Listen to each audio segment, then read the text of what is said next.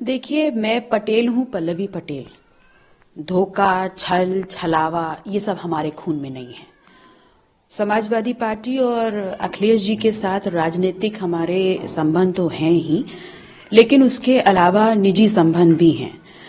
मेरे बड़े भाई जैसे हैं वो, और मैं सदैव उनकी छोटी बहन बन के ही रही हूं।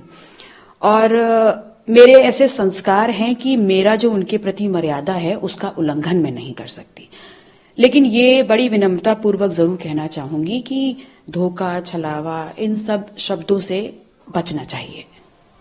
लेकिन उन्होंने तो साथ में ये भी कहा है कि अभी आगे आने वाले समय में खाली ये 3 राज्यसभा नहीं बल्कि एमएलसी भी हैं, चुनाव आने वाले हैं, राज्यसभा भी आने वाले हैं। तो कहीं ना कहीं जो एक पीडीए को लेके जो इक्वेशन नहीं बैठ रही थी, तो उस पर उनका जवाब था और आपकी नाराजगी को भी शायद उन्होंने बताया कि आगे आने में और भी अपॉर्चुनिटीज हैं।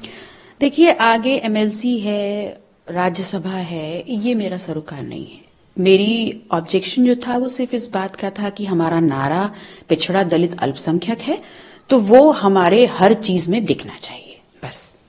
कई लोगों का चाहती थी, उनको जगह नहीं दी गई, जिस वजह से ऐसा है। मैं सिर्फ पीडीए के जो चेहरे हो सकते हैं सिर्फ उनको चाहती थी, यही मेरी एकमात्र चाह है। कोई ऐसी महत्वाकांक्षा नहीं थी कि आप या कृष्ण पटेल जी या किसी ऐसे, ये आपकी चाह शायद नहीं थी? नहीं नहीं, बिल्कुल नहीं थी ऐसी कोई चाह मेरी। आपने एक और, आप जब उनसे पूछा गया राष्ट्रीय महासचिव रामगोपाल यादव से आपके बारे में, तो उन्होंने कहा जिसको वोट देना है दे, ना देना है ना दें, और अगर कोई नहीं देता है तो गिनती होती है और तो उसके बाद सदस्यता भी चली जाती है। तो कहीं ना कहीं एक एक्शन की भी बात सामने नजर आई है उनके बयान में। देखिए, अब उनके बारे में क्या कहें। उनके बारे में जब श्रद्धेय नेताजी माननीय मुलायम सिंह यादव जी बहुत कुछ कह गए हैं, तो अब मेरा कुछ भी कहना उचित नहीं है।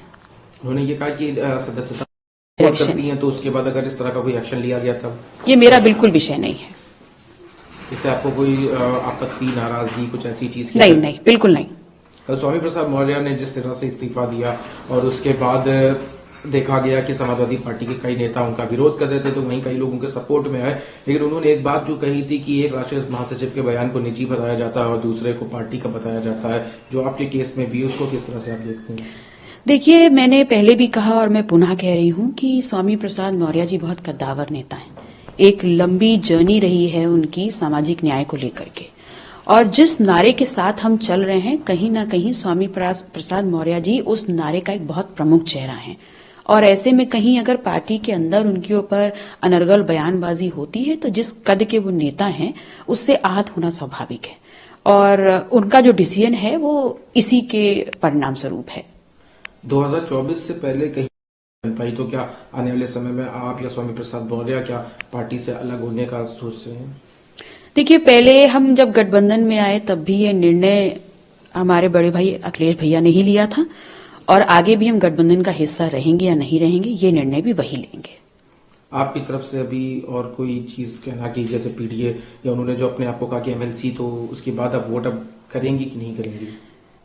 देखिए, जो लोग मुझे जानते हैं वो बहुत अच्छे से समझते हैं कि एक बार जो मैं कमिटमेंट कर देती हूँ मैं उससे पीछे नहीं हटती। आपके वोट ना करने की वजह से जो तीनों कैंडिडेट की इक्वेशन है वो बिगड़ सकती है, नंबर ऑफ जो वोटर्स चाहिए होते हैं लेजिस्लेटिव असेंबली के, वो कम हो सकते हैं, जिसकी वजह से शायद उनका एक राज्यसभा सांसद। देखिए, अगर हम पीडीए के नारे को जमीन पे साकार रूप में नहीं उतारेंगे तो हमारा 2024 क्या बल्कि उससे आगे का भविष्य भी बिगड़ सकता है, तो ये बहुत अहम है।